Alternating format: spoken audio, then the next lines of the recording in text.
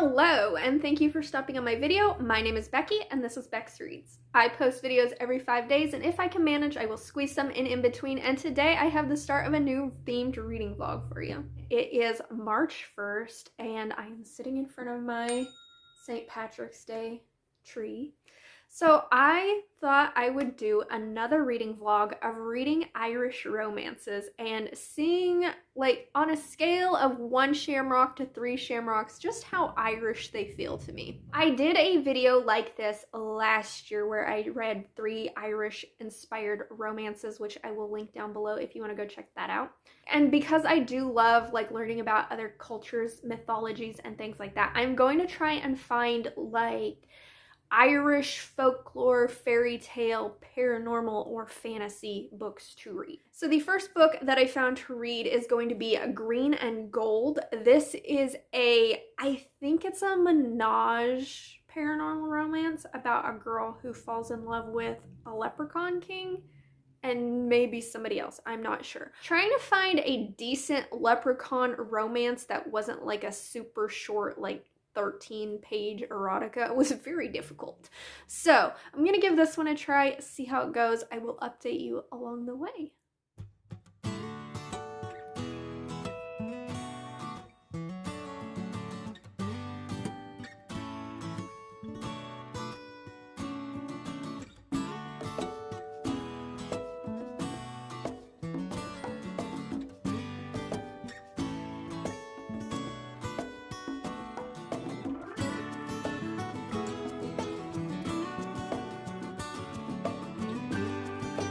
An update on this Green and Gold book. Main girl Sloane, she has gone to take care of her grandfather who is suffering from like Alzheimer's, and she's an American, so she's having a hard time finding a job.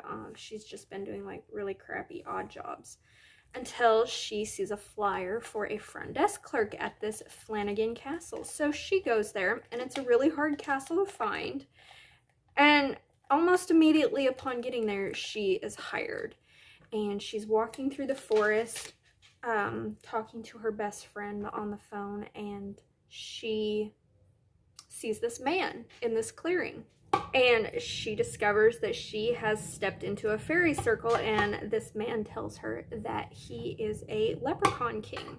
His name is Dara, I think. Dara maybe? Okay, I don't know Irish names, but I'm gonna say Dara. It's spelled like this. And he ends up being, unbeknownst to her, the owner of Flanagan Castle. So she pretty much works for him. He has just invited her to dinner with him to discuss a proposition that he would like for her to help him with. She finds out that he has some kinks that he wants to work out. He, being a king, is constantly making decisions for people and constantly having the power. So he wants her to be his dom. He wants to be like totally at her submission. He wants her to tell him what to do, how to act. He wants her to spend his money. He wants to be like humiliated and degraded when they have sex whenever that time comes, and he puts this all out there to her, and she agrees to it.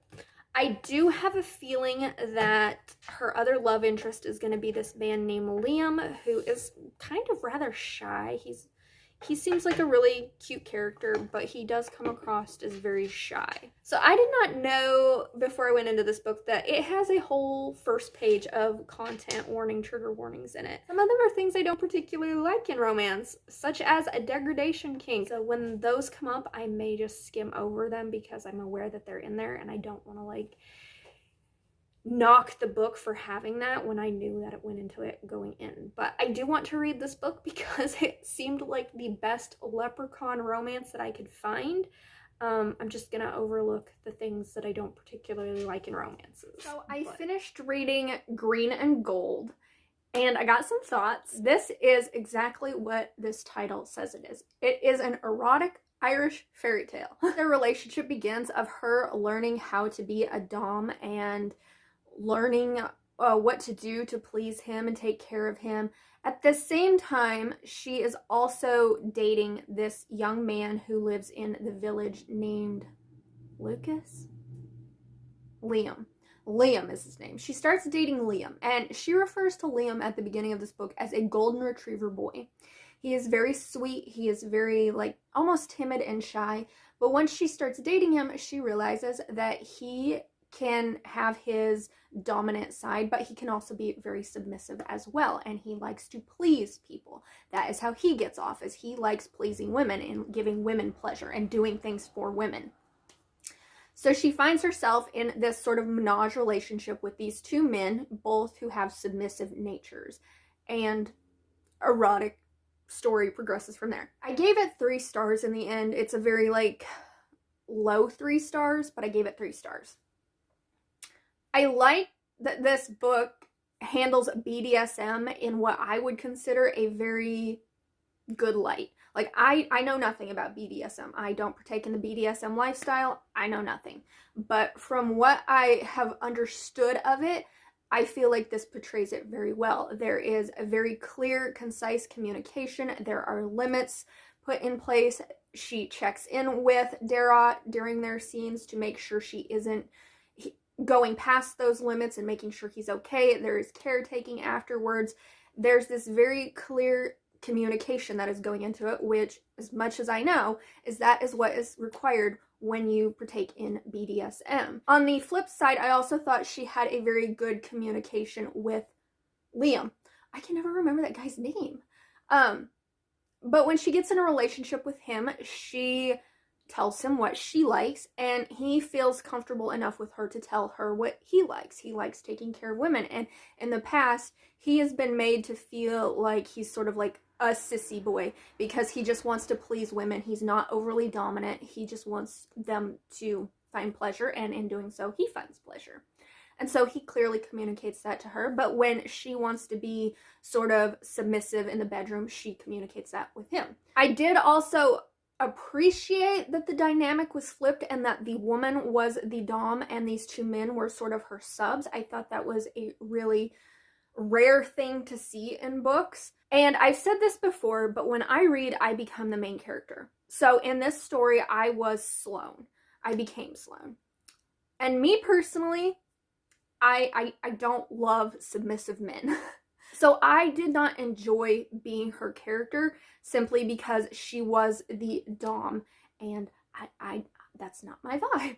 This book is 371 pages, and I don't know why. It needed to be shorter. This book had too much smut for me.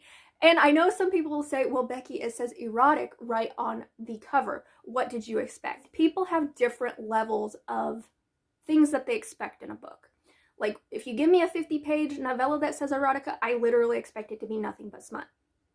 If you give me a 371-page, even though it's an erotica, I would still like there to be some sort of plot in there. And I want to say this author didn't even put a plot. She just put moments in between the sex that didn't even need to be there. We had Sloane talking on the phone with her friend in, what the fuck is floating in front of me? Stop it. Sloane on the phone talking to her best friend in Chicago. She just was telling her about these guys, and it wasn't needed. That wasn't needed in the story. It was just there so Sloane could pretty much brag about the situation she was in to her friend, because she had these two guys who just wanted to please her, and she got to, like, spend Dara's money, and she got to be a dom over him. Meanwhile, she's still getting all the sexual gratification that any woman could want. And then we have her sick grandfather, who, that storyline needed to be there in the beginning of the story to give us a reason as to why she was in Ireland. However, once she gets into this arrangement with Dara and he provides, like, all the money she could need to bring in an in-home nurse for her grandfather, that storyline pretty much just ends. We never really see her grandfather struggle. He will mix up names a couple of times, but we never really see that struggle. After a while, you sort of stop seeing her interacting with that, and every now and then it was like the author remembered that she needed to put the grandfather back in the picture, and so he would be in there for a scene. So that didn't need to be in there. That section could have been just cut out. And then we have this little, like, part where she and Dara go to London for this art auction thing. And the only reason that scene is in the book is so that they can go to a different location and she can peg him for the first time. They could have done that in his cabin. There was no need for that entire series of events when it could have just taken place where they already were. There was no plot. There wasn't. It needed to have a plot, is what I'm saying. That could have been woven in there more cohesively. And even though Dara is a leprechaun king, this man could have just been your regular old Joe billionaire. There was nothing magical about him other than the fact that he could disappear and reappear at the snap of a finger, and he could make things appear and disappear at the snap of a finger. That's it. When I went in looking for a leprechaun romance, I did not get that. I just got a rich guy romance who could make things disappear. So I was kind of disappointed with that as well. On a spice scale, I would definitely give this all the chili peppers, because it is straight up erotica. There are so many different like erotic elements into this story, so many kinks. This book has a whole page of kinks right there at the beginning of the story. So you're definitely gonna get all the spice from this book. However, the steam value, the chemistry value, not so much. I didn't feel the chemistry between these characters because it felt very clinical to me when she was his dom and sub. I didn't feel that emotional connection between them. When she started dating Liam, I felt a little bit more of an emotional connection to them, but not much.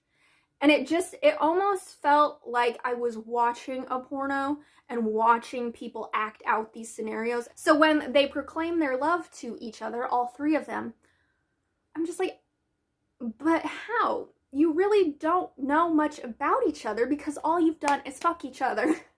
You might mention something here and there, but I don't think it's enough to really strengthen that emotional connection with you. But whatever. As far as like a shamrock scale of how Irish this book feels to me, I would give it like 3 shamrocks. It takes place in Ireland. The names of the characters are very much Irish. I could very easily picture the characters' dialects in my mind when I was reading this. So I definitely think it hit the Irish mark for me. Another thing to my dislike of this book is it is wish fulfillment.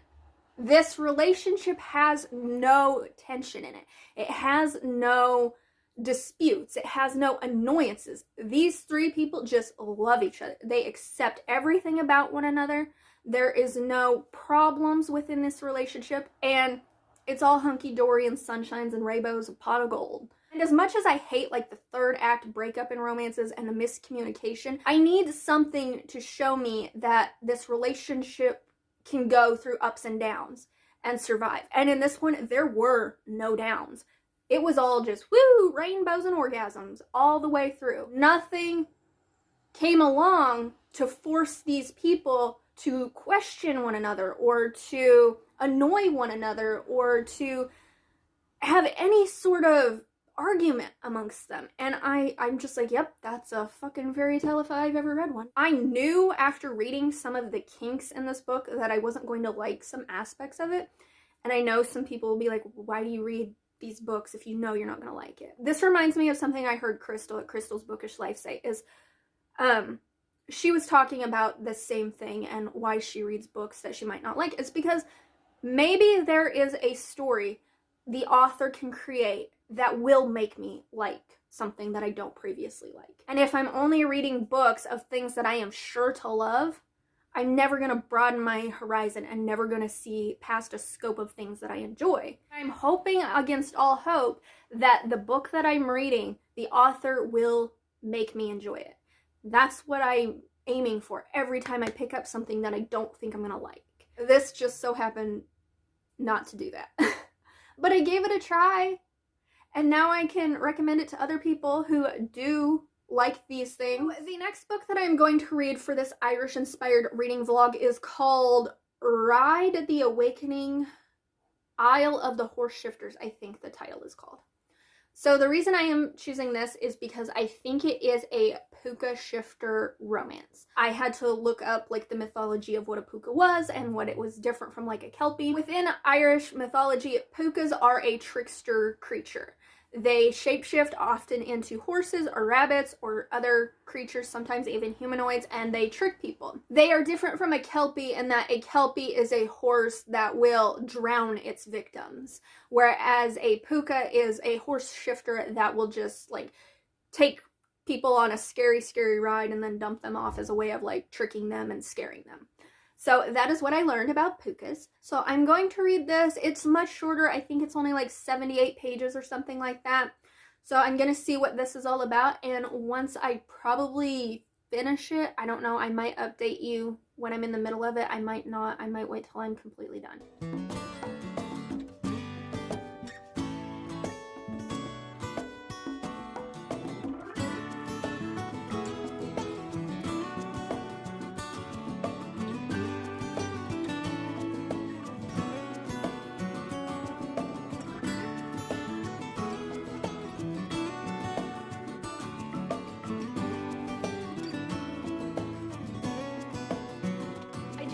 Reading Ride Awakening, and this was a very short 73, I think, page novella. This is about a woman named Felicity who is a blogger for a supernatural investigation blog. So she is sent all over the world to investigate anomalies and things like that. And she is just sent to this Irish island that people are saying is being haunted by Puca. So she and her best friend go to this island. She is greeted by the priest that works there and this woman who took a picture that she claims is a Puca sighting. So she's there to figure out if this is just like a hoax or if it's actually happening. But what she doesn't know is that there is a veil separating the human world from the Puca world. And on the other side of the veil, there is a land of Pucas. They are horse shifters in this scenario. And they are trying to keep themselves alive because the Pucas are dying out because people don't give them offerings like they once did. They are also very limited in their mates. And so if they can't mate, they can't keep themselves alive. So the chieftain of the Puca clan tells his son Niall, not sure how to say his name either. Here it's spelled. I'm gonna call him Niall. Chieftain sends his son across the veil to find himself a mate and to find his father a mate as well, to bring back and help repopulate their Puca clan. So Niall, along with his friend Thomas, or Thomas, I'm not sure how the Irish pronounce it, they go on the other side of the veil, and there they encounter Felicity and her friend. And Niall automatically knows that Felicity is his mate because his inner horse, or his inner stallion, as he likes to say, can sense it. So he convinces her to ride him in his horse form. And here's the fun part. If the person has an orgasm while they're riding him, then that is their one true mate. Like, what the fuck am I reading? I don't know. So that's pretty much the book. I pretty much just told you the entire story because, like I said, it's only 70 pages.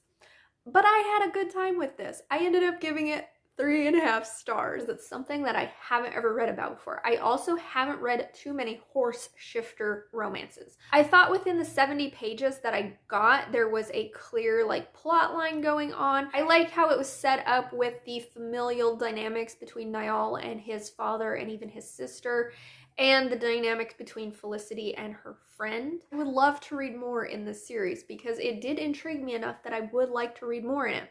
And it is a series of novellas. And I do believe that the first 4 novellas follow the same couple in their relationship, Felicity and Niall. And I would really love to read those. However, they are not available on Kindle Unlimited and they are $3.99. And I refuse to spend $3.99 for a novella length book, something that only gives me at max 90 pages. And most of them aren't even 90 pages. I looked into buying the paperback bind-up of this, and it's unavailable. And I'm just shit out of luck on that because I guess I'll never know where this story goes, where their relationship goes, unless these books are put on Kindle Unlimited at some point or they are downgraded to like 99 cents. That's a bummer because I actually really enjoyed this one and I would have liked to continue on. I'll keep my eye on it and see if maybe the further books go down in price or anything like that. Maybe if I get some Amazon credits or something, I will utilize them to finish out the series. As for a spice rating, just in this first novella, There wasn't any spice. Kissing isn't the most you get. But I did feel their chemistry and I liked it. I do like the fated mates trope, so I really liked that aspect of it as well. As for the Shamrock scale, I would give this one, once again, 3 shamrocks. It is set in Ireland. The characters are, except for Felicity and her friend, like the island itself has Irish people on it with Irish names and Irish accents, and I felt that when I was reading it. And just the folklore of the Puca itself is centered in Ireland and Celtic mythology. So definitely 3 shamrocks. I will actually have a link to a YouTube video down below that explains more of the Pooka Folklore if you want to learn more about it. Moving on to the third and what I think will be the final book in this vlog, I am going to read The Gardener and the Water Horse. I'm not sure how Irish this is. I believe it is a Kelpie romance. I'm thinking, based on this cover and what I've read about it, there was nothing in the synopsis that specifically said it was set in Ireland or anything like that. But when I was like Googling like Kelpie romances, this showed up. This is a full-length book. I believe it's like 250 plus pages or something like that. I believe it is about maybe a witch and a water horse, a Kelpie, I guess. I'm gonna get into this one and I probably will give you an update when I am halfway into it because it is a longer one. I finished The Gardener and the Water Horse. I had intended to give you an update when I got 50% into this. Unfortunately, I got too sucked into the story and I finished it in one night. So this is an adult fantasy romance. It is about Saphira, who is a young woman who is escaping an abusive relationship. We find out later in the book that she was married to this wizard who really abused her. So she escapes and she takes this job as a gardener on this very isolated island that is home to this magical tower spire thing. And there she is going to be the gardener and tend to the lands and the greenhouses that flower like flora and fauna from different like astral planes and things. And while Saphira is there, she is in the company of only 3 other people. There is Bashan, who is a minotaur, and he sort of does all like the handiwork on this island.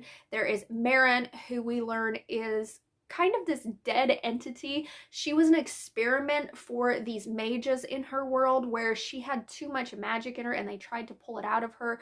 And something went wrong. And so now if she leaves the confines of magical places, something in her body will crystallize. So she is stuck inside this tower. And then we have the water horse. But he's not just a water horse. He is a lake. In this world, this lake is a living entity. And he has the ability to transform into a horse and a man. So he is able to feel all the creatures in his waters. There's only been a handful of times in his immortal lifespan where he has encountered humans, because humans either ignore him altogether as a lake or they are terrified of him as a water horse, because if anybody tries to capture him and enslave him, he will drown them in his depths. He's basically a Kelpie. The book doesn't come out and say that he's a Kelpie, but he's basically a Kelpie. So when Saphira arrives on this island, she is an entirely new person to him. And what intrigues him about her is that she actually talks to him. And in his entire existence, he's never really developed or understood like any human emotions at all. So when he befriends Saphira, it's the first time that he's encountering things like friendship, attraction, lust, protective instincts, things like that. So Saphira has to educate him and explain all the feelings that he is starting to feel. This is a very isolated setting and it's very character driven. I wouldn't say there's much of a plot to this story. I usually don't like when there's not a strong plot. I usually don't like when there's an isolated setting. That's why the journey trope is one of my favorite tropes, because I like exploring a world. I like going to different places and seeing how people interact in different areas. But this author created such a world for me that I didn't mind those aspects. I didn't mind the fact that it just solely focused on Saphira and Seelan's relationship, who is the lake, the horse, the man. That is what he wants to be called, is Seelan. It is pretty much just a story of Saphira and Seelan developing this relationship and her learning to trust somebody and him learning to explore what makes people human. So if you are a plot-driven reader, this isn't going to be the book for you because not a lot happens in it. It is just pretty much a relationship story. That being said, I gave this 5 stars. I absolutely loved this story. It drew me in from the beginning. First of all, just the fact that this is a lake, a freaking lake that can turn into a horse, that can turn into a man. So weird. So fucking weird. But I loved it. I loved seeing their relationship develop and how she had to teach him certain things because he's also a virgin hero. So he doesn't understand what's going on with him. The first time that she like trails her fingers through his waters as the lake, he can feel that. And he doesn't understand why he's experiencing like this sensory overload, pretty much. And then when he invites her to go swimming in his waters, he transforms into a man and he doesn't understand why her naked body in the water is affecting him the way it is as a man, and she has to explain that he's experiencing sexual arousal. And she talks him through that, and he's like, help me understand this. Their smut scenes, their first one especially, was such a tender smut scene, and it was so sweet. I loved it. This book does have good smut. It's got good smut. It's not very like explicit smut, but it's so good because their chemistry has built up to that. And just the way that he wants to explore her body and explore his body as a man is so sweet. I loved it. I loved this like island setting. I loved the atmosphere of it. This author, she isn't overly flowery with her descriptions, which I very much appreciate. She doesn't use like a whole paragraph to describe the green color of the trees or how the water looks or something. She will just say it very plainly, but my imagination was able to create this entire lush, beautiful landscape. What she does though with her writing when it comes to flowery, and I wouldn't even say it's flowery, it's more poetic. And I'm trying to think of an example of this. He equates a lot of the things that he likes with her with the natural world around him. He will say things like her voice reminds him of the whippoorwills. And that type of thing would normally make me roll my eyes because I'm like, you don't need to go that overly poetic in what you're saying. You could just say she has a nice voice. But with him, I thought it was very genuine to his character because he is this ageless entity. He's never really experienced human emotions or anything. He is learning it for the first time. So all he has to understand is the world around him, the natural elements around him. So when he says that her voice reminds him of the whippoorwills or whatever bird he related it to, it's so sweet and it's so meaningful because that is what he's known. And so that's what he equates her beauty with. And I loved that. I thought it was poetic, but I thought it had meaning for his character. A couple things that I didn't love about this story, but it wasn't enough to detract from my overall enjoyment, was I wish the plot had been a little bit longer in scope because it really only kicks in at the very end of this story. For 80% of the book, we're just following this relationship between Seelan and Saphira. And then at the end, we sort of get a plot going. I also wish that her being a gardener would have been a stronger plot point. We really don't get to see her like studying these flora and fauna from different worlds, which I would have loved to experience. I would have loved more description of what those looked like and what their purposes were. I'm not even really sure why this garden exists. I'm assuming that it's for other astral planes. They can use that for like medicinal purposes and things like that, but I'm not sure. We see her like weeding the garden and we see her like watering the garden. That's the extent of what her being a gardener plays in the story, and I would have loved if that had been fleshed out more and encompassed more of her character traits. The other thing I didn't particularly like is there is a miscommunication trope in this story, and I wish that she would have just been more clear with Seelan and expressed her fears to him, because him being this ageless entity who has never really experienced human emotions or anything like that, he doesn't understand her fear. He doesn't understand why she's so upset with him when something happens. She acknowledges it later in the story as being such, like, I should have been more clear with him because he's learning all these things for the first time, and so he wouldn't understand what I was going through. And I wish she would have done that to begin with, because then that could have alleviated pretty much the breakup point in their relationship, which is something I don't love.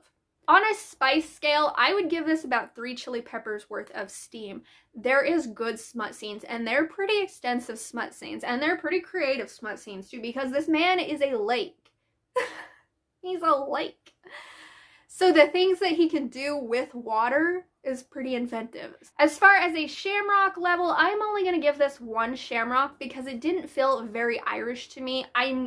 It's set in a fantasy world, so it's not set in like Ireland or anything like that. The characters' names, some of them could be considered Irish or of Irish origin, I guess. And the water horse Kelpie is part of Celtic mythology. Other than that, not much Irish inspired. The characters, they didn't really feel like they had Irish accents or anything like that to me. So while the shamrock level is low, the spice level is high, my enjoyment level is high. I am very happy that I stumbled upon this gem, and I think if you are somebody who likes low fantasy romance, you're a character-driven reader, and you're looking for something that's a little weird but has great chemistry and great smut scenes, this might intrigue you. So that completes this Irish theme reading vlog. Thank you so much for watching. If you've made it this far in the video, could you leave me a clover emoji? And let me know if you've read any of these books or if any of them sound intriguing to you. And until my next video, read a green book for me. Bye!